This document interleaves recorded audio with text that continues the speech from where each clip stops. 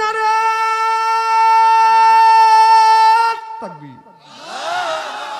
আমার ভাইয়ের আমার ভালো করে লক্ষ্য করে শুনুন, আল্লাহর নবী আখিরি জামানার পয়গম্বর মুহাম্মদুর রাসূলুল্লাহ সাল্লাল্লাহু আলাইহি ওয়াসাল্লাম গভীর রাতে দিনের দাওয়াত দিয়া আমার নবী মা খাদিজাতুল কুবরার ঘরে দরজার কাছে এসে নক করে, খাদিজা, একটা ডাক দিছে, অমনি খাদিজাতুল কুবরা দরজা খুলে দিছে। সুবহানাল্লাহ, এটা জোরে কর।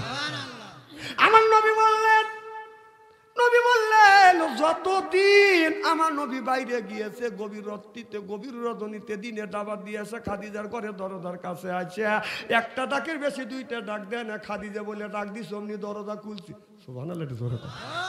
আর আমাদের ঘরে যে খাদিজা আছে একটা করিয়া দেন গা টান টান হওয়া শুয়ে রয়েছে, সব বোনাইছে ফাঁকে গেছে না, বাচ্চে লুইটে বুইটে ঘুম পাড়তেছে। আপনি যদি জিনেই দাও আপনার শহর থেকে আসিয়া ঘরের দরজার পাশে রাত 12টার পরে খাদিজার ঘরে দরজার কাছে জাদুরি ডাক দেন, খাদিজা, কোনো খবর নাই, ও খাদিজা, কোনো শব্দ নাই, ও খাদিজা, খাদিজা উঠতে না, না একই একই ডাক দিয়ে শোনার মানে তুমি উত্তর নিবে, স্বামীর আত্মা ঠান্ডা হয়ে যাবে, তুমি উত্তর না করে উত্তর মতো খেউ খেউ করে ওঠো। আমার নবী বললেন যতবার আমার বিবি খাদিজার ঘরে দরজা নক করছে, একটা ডাক দিছে, একটা ডাকের বেশি দুইটা ডাক দেয়নি, অমনি দরজা খুলছে। সুবহানাল্লাহ, একটু জোরে কর। আমার নবী এসে বলছে, যখন দরজা খুলছে চোখের সাথে যখন চোখ লাগছে, আমার নবী মা খাদিজাতুল কুবরাকে সালাম দিবে, কিন্তু তার আগে মা খাদিজাতুল কুবরা আমার নবীকে সালাম দিয়েছে। সুবহানাল্লাহ, একটু জোরে কর। নবী বলেছেন আমার নবীর 11টা বিবি ছিলেন, আমার নবী বললেন নবী 10টা বিবির কাছে আগে আগে সালাম দিয়েছে, কিন্তু বুড়ি বিবি খাদিজাতুল কুবরার কাছে যখন গেছে একটা আপনার আগে কোনোদিনে সালাম দিতে পারে নাই। মা খাদিজাতুল কুবরা আমার নবীরে সালাম দিয়েছে। আপনারা বলুন, আল্লাহর নবী বলেছে স্বামী যদি বিবিরে সালাম দেয়, বিবি যদি স্বামীরে সালাম দেয়, স্বামী স্ত্রীর ভিতরে মোহব্বত পয়দা করে দেয় কে? আমাদের বিবি সালাম দেয়। জোরে বলুন, জোরে বলুন। এত মানুষের মধ্যে না না বলতেছেন, বাড়ির জানে আজকে খবর আছে। সকালবেলা রান্না বন্ধ, বউ বলবি যে আমি তো সালাম দেই অথবা না দেই, তুই পাবলিকের ভিতরটা বললি কে? বৌমান সালাম দিলই না, আমরা কি বাড়িতে যা বিবিকে সালাম দেই? জোরকন जैसे के तैसे मिले राज के मिले रानी बुध के बुहिते नहीं मिले खापसाते खापसानी रे खापसाते खापसानी जरकन ठीक किने তাহলে বোঝা গেল বিবি যেমন আমরা কথা কয় না রে কেমন জায়গা আসলাম জরকন আমরা আজকে আখিরে মোনাজাত করিয়া বাড়িতে যা বিবিকে সালাম দেব বলেন ইনশাআল্লাহ আখিরে মোনাজাত করে বাড়িতে যা বিবিকে সালাম দিবেন আর বলবেন আসসালামু আলাইকুম ও আমার বিবি আমার সালাম দাও বিবি লাখে কা বললে হাসবে আর বললে ডং করা জায়গা পাচ্ছেও না অজগবি সালাম দিলে হাসবে না কথা কয় না রে আমার কথা কি বুঝতেছেন নাকি আমি কি হাদিস কোরআনের বাইরে কথা বলতেছি সব হাদিস কোরআন কথা বলে বর্তমান প্রেক্ষাপট মিলিয়েছি আপনাদের বাঁচানোর জন্য আজকে বাড়ির যা বিবিকে সালাম দেবো ইনশাআল্লাহ ঘুমাইছে গেছে কালকে দিলে হবে হ্যাঁ বাসি হবে কোন তো সালাম কোনদিন বাসি আছে এই দেখেন আমার বিবিকে আমি সালাম দেই তো আমার বড় ভাবি লাখে কাপুরলে হাসে আমি বললাম ভাবি তুমি হাসো কেন তাই আমার ভাবি বলতেছে কে তুই তোর বউক সালাম দিতে শরম টরম করে না কারণ ব্যাপার কাম করি শরম করে না সালামের আবার কিছু শরম না না বিবির সাথে কোন কথাটাই হয় না কোন তাহলে সব কাজ করি সব কথা চলে কোনো কথা শরম নাই আর সালাম দিতে শরম কিসের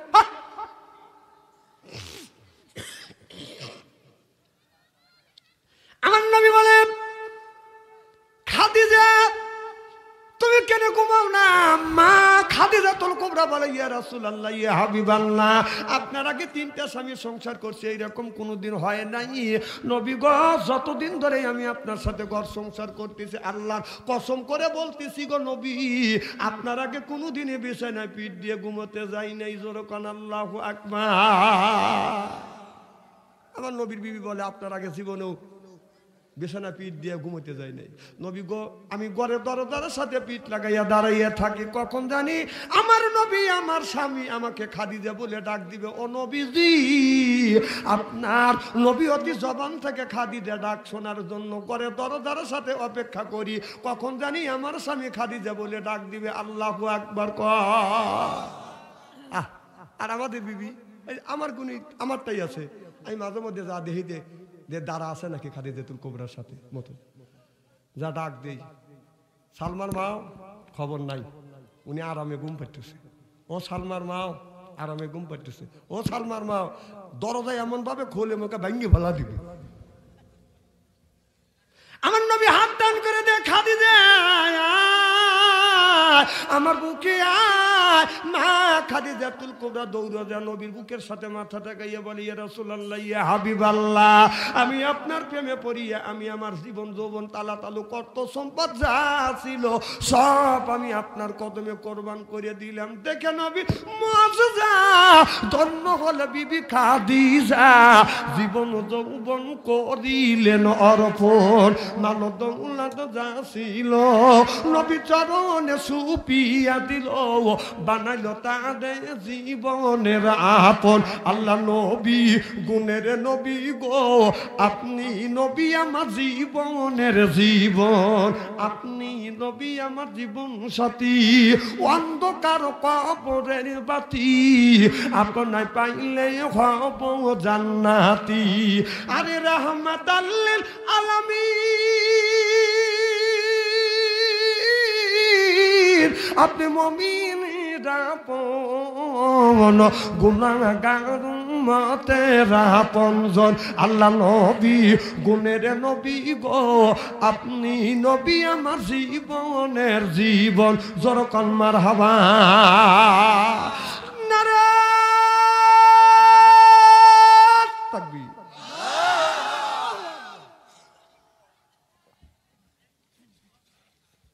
আমার ভাইরা আমার মা এদিক তাকান এবি হাসো হ খাদিজাতুল কুবরা নবীর বুকের সাথে মাথা ঠাকাইছে আমার নবী অমনি মা খাদিজার চুল ধরে এরকম করে চুমো দিছে আমার খাদিজাতুল কুবরা বলে নবী গো আপনি আমার চুল ধরে চুমো দিলেন আল্লাহর নবী বললেন খাদিজা আমি নবী বিবির চুল ধরে চুমো দেয় আমি নবী আমার আদর্শ ভিত্তিক সুন্নত এই জন্যই রাসূল বিবির চুল ধরে চুমো দিছে আপনারা কি আপনাদের বিবির চুল ধরে ধরে চুমো দিছে আর কারা কারা বিবির চুল ধরে চুমো দিয়েছেন একটু হাত তুলে দেখান তো দেখি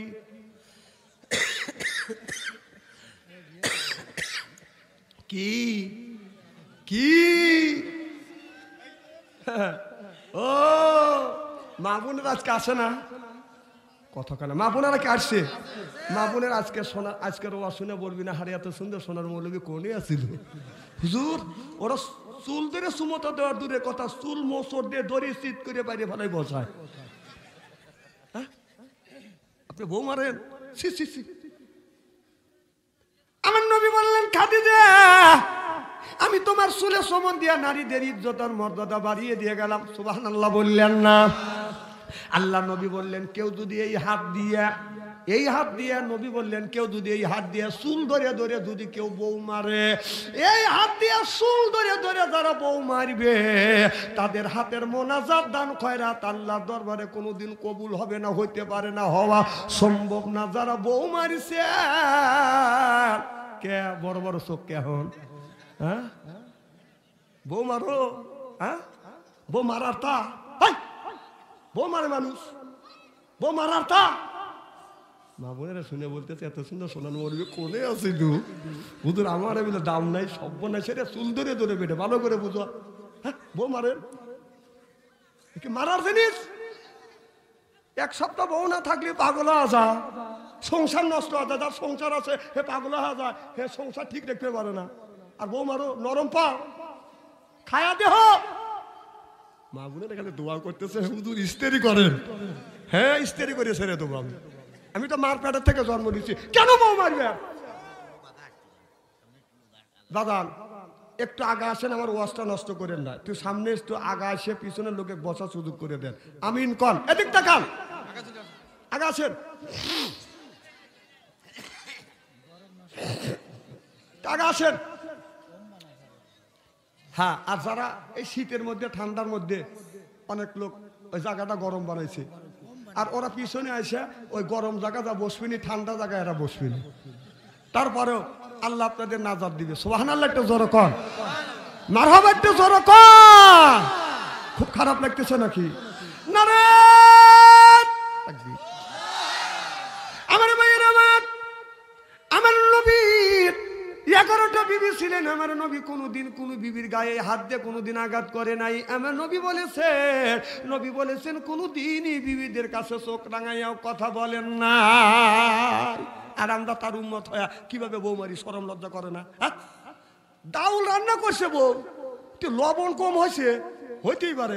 হে বউকে দাওয়া চাচা শ্বশুর বাড়ি দিয়ে গেছে। হ্যাঁ, এইরকম করে মানুষ বউ মারে নাকি? আল্লাহ নবী বললেন এই হাত দিয়ে যারা বউ মারবে, বউ যারা মারবে তাদের হাতের মোনাজাত দান খয়রাত আল্লাহর দরবারে কবুল হবে না, হইতে পারে না, হওয়া সম্ভব না। একজন এই ওয়াজটা যখন করছি, একজন মহিলা আমার কাছে চিঠি লিখছে, হুজুর স্বামী যদি মাইরিয়া থাকে তাহলে তার কি অবস্থা হবে? আমি তখন উত্তর দিলাম, মা রাসূল বলেছে স্বামী যদি মাইরিয়া থাকে, মা স্বামী যদি এই হাত দিয়ে রাগের সময় তোমার গায়ে যদি আঘাত করে থাকে, স্বামী যদি রাগের সময় এই হাত দিয়ে তোমার শরীরে যদি আঘাত করে থাকে, মারে ওই জায়গাটা চিহ্ন করে রাখো মা। স্বামীর হাতের ছোঁয়া তোমার শরীরে যেই জায়গা লাগছে দোজখের আগুন ওই জায়গা কোনোদিন পুড়বে না। সুবহানাল্লাহ কোন। মা বোনেরা শুনে বলতেছে না, আমারে ভালোই করছি।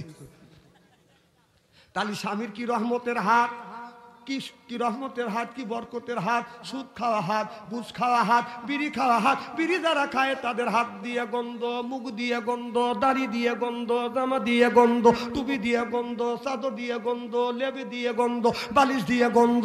আমার হয় সন্দ, ওর বউ থাকে কেমনে রে আল্লাহ রে, জোরকন ঠিক কিনে।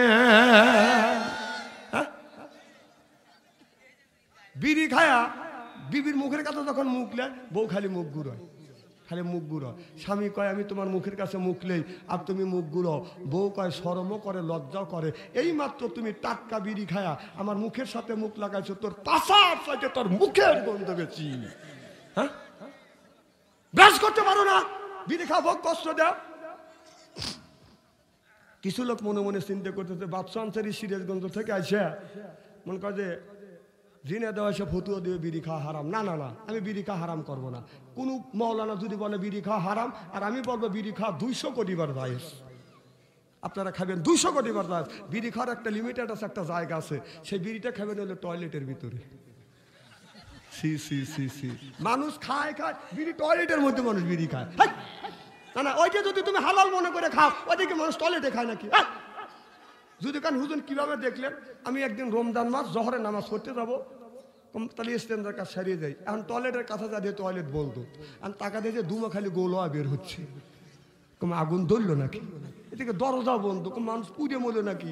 তখন আমি নক করলাম, তখন ভিতর থেকে সাউন্ড দিচ্ছে, তাহলে বোঝা গেল মাল ওখানেই আছে।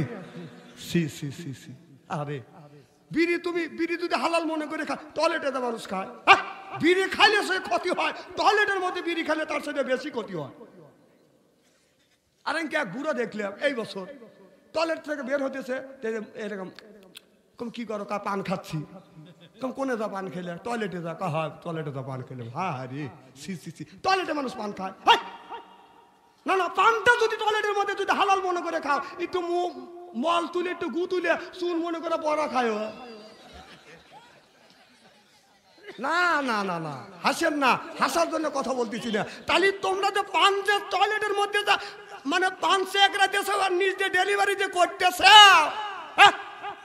এই পান খাওয়ার জিনিস, হালাল জিনিস ওই ওই জায়গাটা মানুষ খায়। হ্যাঁ, তাহলে ওই জায়গা যদি পান যদি খাইবে পারো, তাহলে আমি বললাম একটু মোয়াল তুলে পানের পোটায় পরে ওখানে বড়া খায়, ওই হানগিন্নে করতেছে, ওখানে খাতি পাল্টাকে।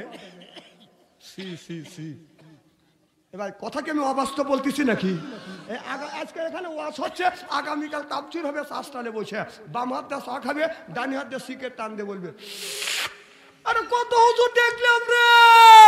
না না, আমি বলি কয়টা হুজুর দেখছিস আর কয়টা হুজুর জন্মাইছিস? হুজুরে কি দেখছিস? মনে হয় রাগ করতেছেন, তাই না? বলবেন নে যে আকাশ ব্যাপারী বাংলাদেশে কত বক্তা রয়েছে, হ্যাঁ রানা বাদ খেয়ে বাংলাদেশে বাচ্চা আনতে রেখেছে, এসে খালি প্যারা বিদেছে। আমি কথা বলতেছি আপনাদের বাঁচানোর জন্য। খাওয়া যদি জায়েজ হয় ওই জায়গা খায়। আমার ভাইয়ের আমার নবী বললে খাদিজা আসো, দুইজন খাবার খাই। অমনি মা খাদিজাতুল কুবরা কি করলেন, একটা প্লেটে খাবার এনে দিলেন। অন্ধকার আমার নবী একটা বাদান রুটি ছিলেন, একটা রুটি ছিলেন। মা খাদিজাতুল কুবরা রুটিটা দিয়ে আমার নবীর সামনে দিয়া মনে মনে চিন্তা করলেন, এই একটা রুটি যদি অর্ধেক খাই আমার স্বামী আমার নবীর পেট ভরবে না। অতএব আমার মা খাদিজাতুল কুবরা একটা রুটি আমার নবীর সামনে দিয়ে আপনার বাতিটা নিবে দিয়ে বলে, হুজুর আপনি খান। এবার নবী আপনার মা খাদিজাতুল কুবরা আমার নবীকে বুঝলেন আপনার বাতিতে তেল নাই। আমার নবী রুটি খায়, মা খাদিজাতুল কুবরা মিশামিশি ভাবে মুখে এরকম করে হাত নেয়, প্লেটে হাত নামায়, মুখে হাত নেয়। নবী চিন্তা করতেছে খাবার খাইলে একটা শব্দ হয়, আর খাদিজা প্লেটে হাত নেয়, মুখে নেয়, কিন্তু মুখের তো কোনো শব্দ নাই। অমনি মা খাদিজাতুল কুবরা যখন হাতটা প্লেট থেকে যখন মুখে নিতে নিছে, আমার নবী অমনি হাত পারে ধরছে। নবী বলে, খাদিজা বাতি লাগাও, বাতি লাগা। দেখে খাদিজাতুল কুবরার হাতে রুটিও নাই, প্লেটে বাঁধানো রুটি নাই। আমার নবী বললেন, খাদিজা এই কাম তুমি কি জন্য করলে? মা খাদিজাতুল কুবরা চোখের পানি ফেলে দিয়ে কান্দের বলে, ইয়া রাসূলুল্লাহ, ইয়া হাবিবাল্লাহ, ও নবীজি আপনি দিনের দাওয়াত দেওয়ার জন্য বাইরে গেছেন। নবী গো ঘরের মধ্যে দুইটা একটা রুটি আছে, এই রুটি আপনি খাইলে আপনার পেটটা ভরবে, আর অর্ধেক যদি দুইজন ভাগাভাগি করে খায় আপনার ক্ষুধা নিবৃত্ত হবে না। ও নবীজি আপনি যদি রুটিটা পেট ভরে খান, আমি মহিলা মানুষ পানি খাইয়া রাতটা কাটা দিব। চিল্লা কান আল্লাহু আকবার।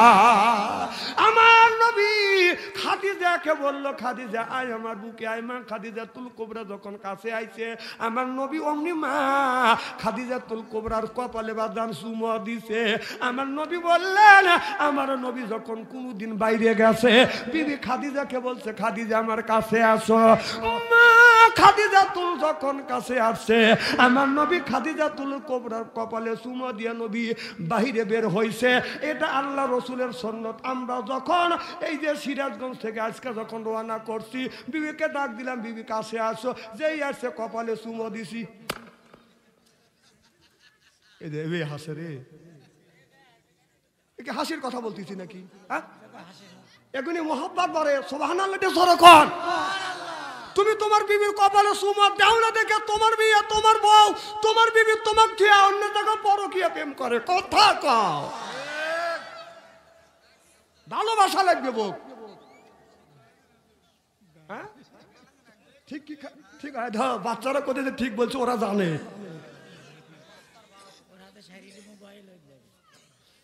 খুব খারাপ লাগতেছে আমার ভাইরা আমার।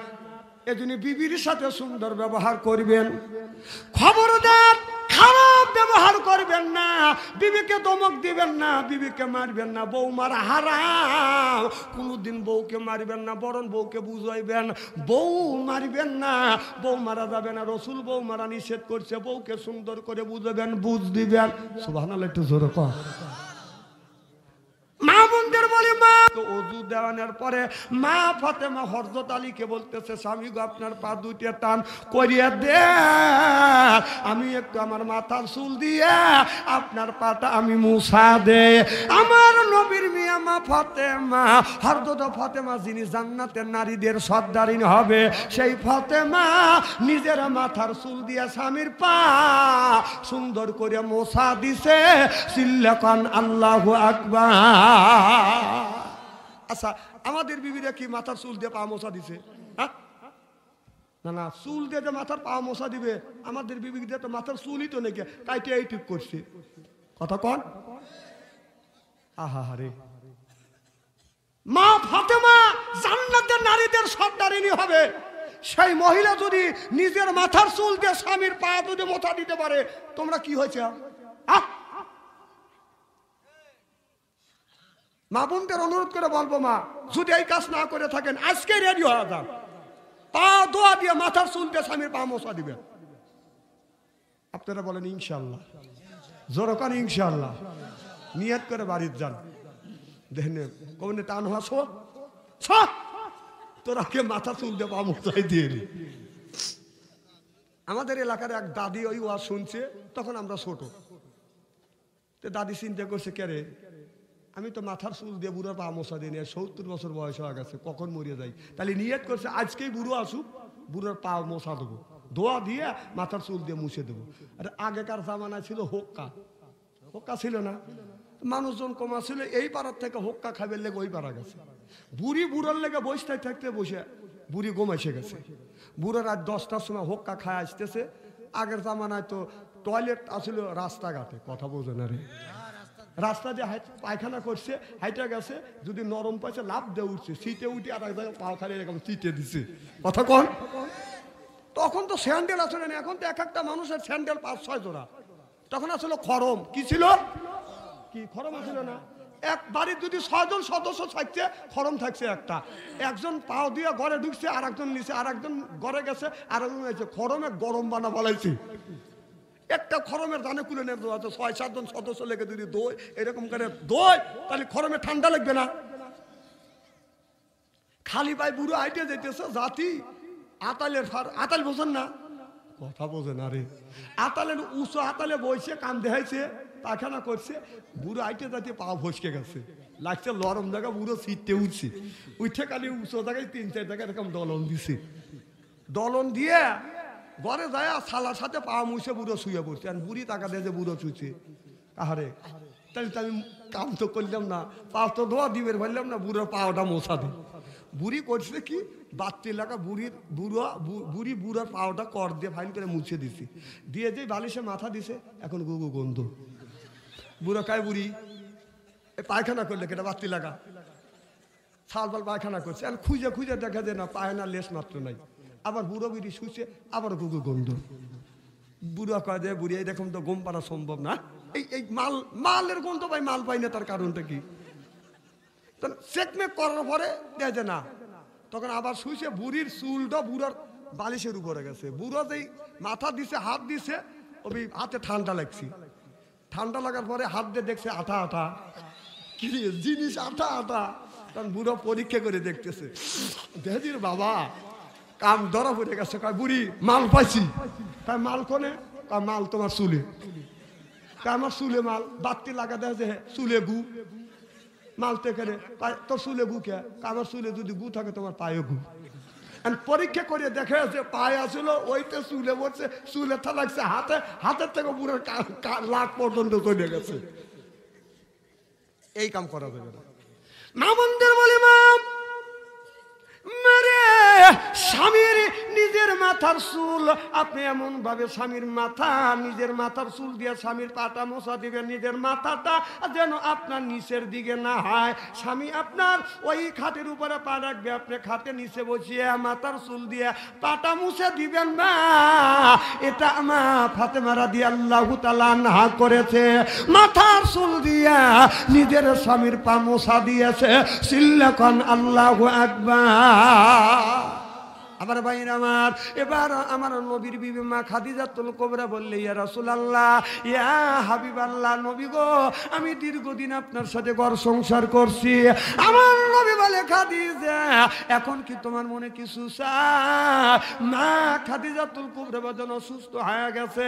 আমার নবী লক্ষ্য করে দেখে মা খাদিজাতুল কুবরার গায়ে বাজান প্রচন্ড জ্বর, মনে হয় দান দিলে বাজান ক্ষয় হয়ে যাবে। মা খাদিজাতুল কুবরা কান্দে। এবার মা খাদিজাতুল কুবরা বলে, নবী গো, আমি মনে হয় বাঁচব না।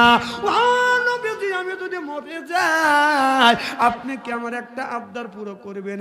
আমার নবী বলে, খাদিজা, এত কিছু করছো, কি আবদার বলো, আমি তোমার আবদার পুরো করব। মা খাদিজাতুল কুবরা বলে, নবী গো, আমি যদি মরে যাই মানুষকে কবরের মধ্যে রাখলে নাকি কবরের মধ্যে ফেরেশতারা 3-4টা প্রশ্ন করবে। ও নবীজি, ফেরেশতা যখন এসে বলবে মান রব্বুকা ওয়া মা দীনুকা ওয়া মা নাবিয়ুকা, নবী গো, ওই প্রশ্নের জবাব আমি দিতে পারবো না।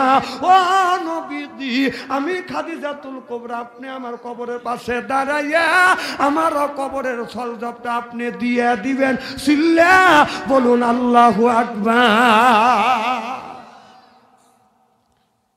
আমার নবী বলেন, খাদিজা, যারা মারা যাবে কেউ কারুর কবরের সলজব কেউ দিতে পারবে না, কেউ দেয়ও নাই। আদম থেকে শুরু করে এ পর্যন্ত যতগুলি লোক মারা গেছে প্রত্যেকটা মানুষের কবরের পাশে কেউ যাইয়া কারুর কবরের সলজব কেউ দেয় নাই। যে মারা যাবে সেই ব্যক্তি তার কবরের সলজব তার দিতে হবে। খাদিজার সিস্টেম নাই, আমি তোমার কবরের সলজব দিতে পারবো না। এবার আল্লাহ রাব্বুল আলামিন বলে, জিবরাইল যা, তাড়াতাড়ি যা, আমার বন্ধুকে জানিয়ে দে। জিবরাইল আলাইহিস সালাম এসে বলে, ইয়া রাসূলুল্লাহ, ইয়া হাবিবাল্লাহ, দুনিয়ার সব মানুষ আর আপনার বিবি খাদিজা হলো আলাদা। ও নবীজি, আদম থেকে শুরু করে এ পর্যন্ত যতগুণে মানুষ মারা গেছে, শুধু তাই নয়, আপনার পরেও যতগুণে মানুষ মারা যাবে প্রত্যেকটা মানুষের কবরের সলজব তারই দিতে হবে। কিন্তু আপনার বিবি খাদিজা আপনার প্রেমে পড়িয়ে আপনার জন্য অনেক কাজ করছে, অনেক কষ্ট করছে। নবীজি, আপনার খাদিজা যদি মারা যায় আপনার খাদিজার কবরের পাশে দাঁড়াইয়া আপনি কবরের সলজব দিবেন। আল্লাহ এই পারমিশন আপনাকে দিয়েছে। সিল্লাকুম সুবহানাল্লাহ। দুনিয়ায় কারুর কবরের সলজব কেউ দিবে না, শুধু একমাত্র মা খাদিজাতুল কুবরার কবরের পাশে দাঁড়াইয়া আমার নবী কবরের সলজব দিবে। সুবহানাল্লাহ, একটু জোরে কর। আমার নবী বললেন, খাদিজা, আমার নবী, আমার আল্লাহ আমাকে জানা দিয়েছে তোমার কবরের সলজব আমি দেব। মা খাদিজাতুল কুবরা বলে, নবী গো, আরেকটা কাজ করবেন। নবী গো, আমি তো তেমন আমলকারী নেই। নবী গো, আমি শুনেছি কবরের মধ্যে নাকি কবরের মধ্যে গেলে কবর মানুষকে এরকম করে তাপ দিবে, সাপ দিবে। পূবের মাটি পশ্চিমে আসবে, পশ্চিমের মাটি পূবে আসবে, উত্তরের মাটি দক্ষিণে যাবে, দক্ষিণের মাটি পূবে আসবে। নবী গো, কবরের তাপ আমি সহ্য করতে পারবো না। ও নবীজি, আপনি আমার কবরটা একটু আপনি খনন করিয়ে আপনি একটু কবরের মধ্যে গড়াগড়ি দিবেন।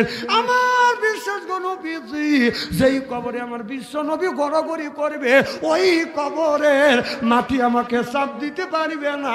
আমার নবী বললেন, খাদিজা, তোমার কবরে আমি গড়াগড়ি দেওয়ার পরে কবরে তোমাকে শোয়াইব।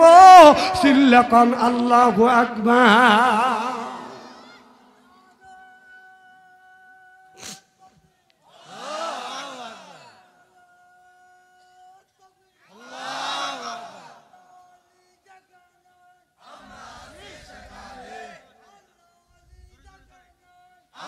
আচ্ছা, থামেন।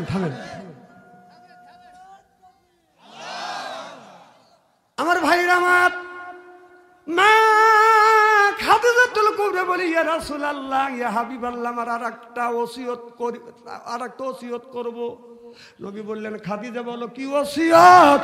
মা খাদিজাতুল কুবরা বলে নবী গো আমি যদি মারা যাই আপনার গায়ের একটা জুব্বা গায়ের একটা জামা দিয়ে আমাকে কাফনের কাপড় পরাইবেন।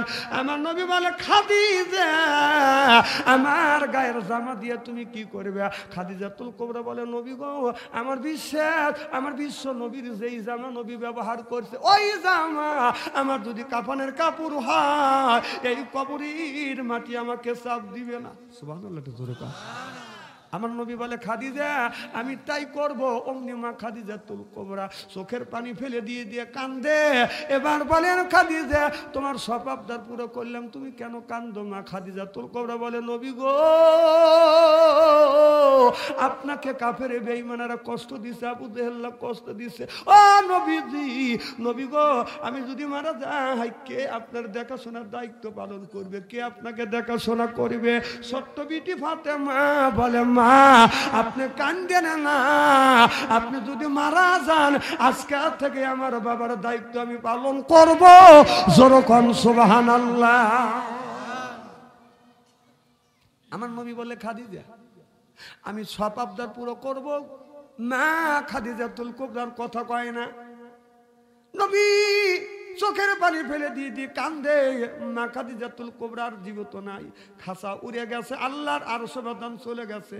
আমার নবী কান্দে, মা খাদিজাতুল কুবরা কথা কয় না। ছোট্ট বিটি ফাতেমা বলে বাবা মা কথা বলেন আপনি কেন কান্দেন কি হয়েছে? আমার নবী বলে ফাতেমা তোমার মা আর কোনোদিন কথা বলবে না, তোমার মা আল্লাহর কাছে চলে গেছে। ফাতেমা রে আর কোনোদিন তোমার মা কথা বলবে না। আপনি মা ফাতেমা অমনি মার গলা ধরে ধরে কান্দার বলে মারে মা তোমাকে আর মা বলে ডাকতে পারবো না, মারে আমি আর কারে মা বলে বলে ডাকবো? মা আমি ফাতেমা যদি ক্ষুধা লাগতো দৌড় তোমার কাছে আসতাম, তুমি কোলে নিতে মা, খাবার কোনো লোক মা বানাই আমার মুখে তুলে দি। ও মা আজকের থেকে কে আমার মুখে খাবার তুলে দিবে? মা আর আমি কারে মা বলে ডাকবো? যার মা নাই সে কিন্তু মায়ের ব্যথা বোঝে, যার বাবা নাই তার কলিজে আঘাত লাগবে, চোখে যদি পানি আসে ওই মানুষটার চোখে বাদান পানি আসবে।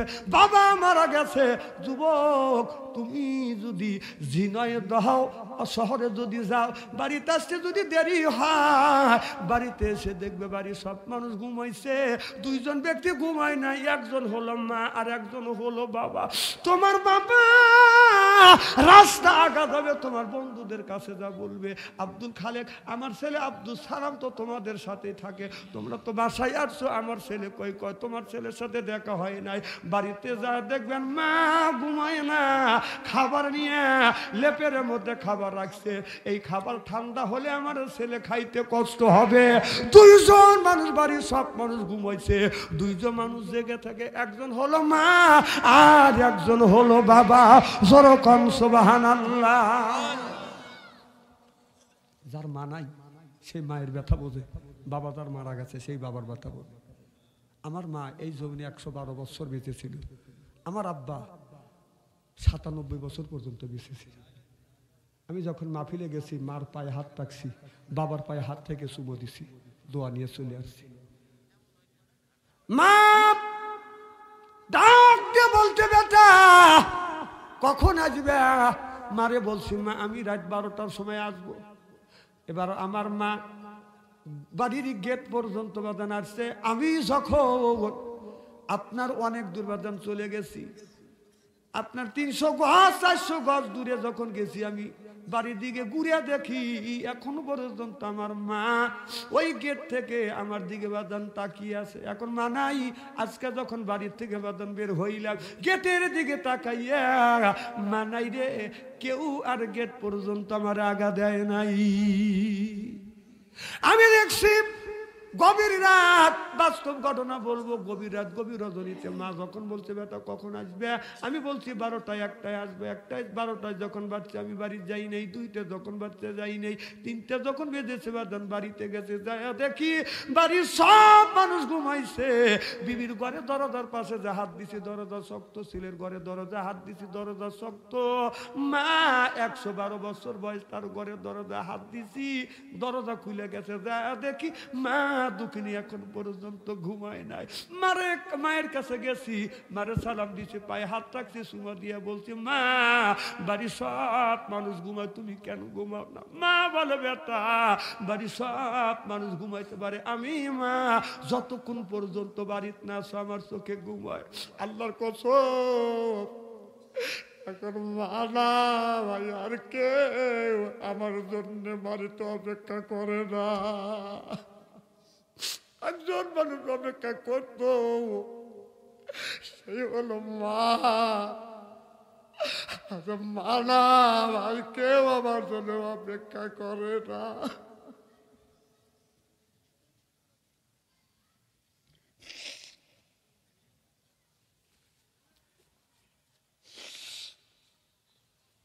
যার মা নাই সেই মায়ের ব্যথা বোঝে। চোখে যদি পানি আছে, ওই মানুষটার চোখে পানি আছে। আমার ভাইয়ের আমার এখন তো মাইকো নিয়ে যাই, তখন হেঁটে হেঁটে বাজান ওয়াজ করছি, বাজান সাইকেল নিয়ে বাজান ওয়াজ করছি। রাত 2টা 3টার সময় যখন আমি বাড়িতে আসছি, আমার বৃদ্ধ মা আমার জন্য বাজান বসে থাকছে। আমার মা আমার হাত ধরছে, হাত ঠান্ডা, পা ঠান্ডা, হাত বাঁকা হয়ে গেছে, পা বাঁকা হয়ে গেছে। আমার মা অমনি সরিষার তেল বাজান গরম করি আমার শরীরে বাজান মালিশ করছে। একদিন কোন বাদান শীত, এই শীতের মধ্যে যখন বাদান আপনার কোন শীতের মধ্যে বাড়িতে আসছি, হাত ঠান্ডা পা ঠান্ডা, আর কেউ আমার শরীরে সরিষার তেল গরম করে মালিশ করে না। একজন ব্যক্তি মালিশ করছে, ওই ব্যক্তি হলো মা। মা মারা গেছে, আর কেউ দরজা খুলে বাদান আমার জন্য অপেক্ষা করে না।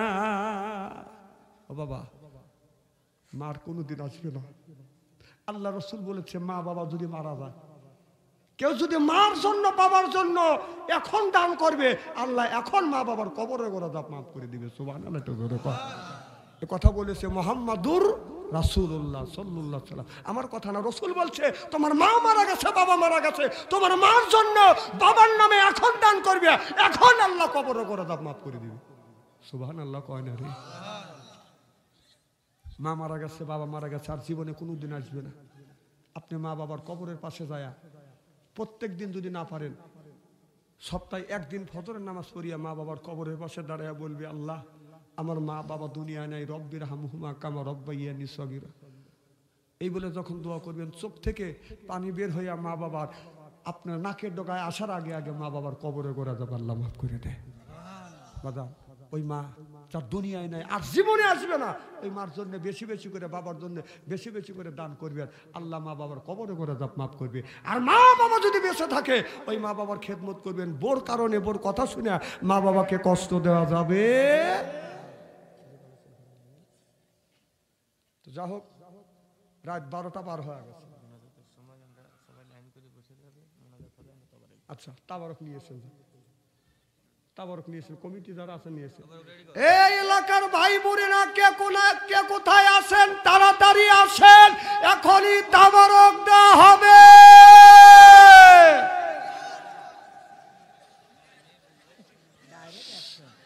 না না, আমার একটা দায়িত্ব আছে না। আবার বলবি না যে আকাশ ভাই বাদশা আনসারিক দাওয়াত দিয়ে নিয়ে এসছে, তাবারক দিবে, হে আমার বলে নাই।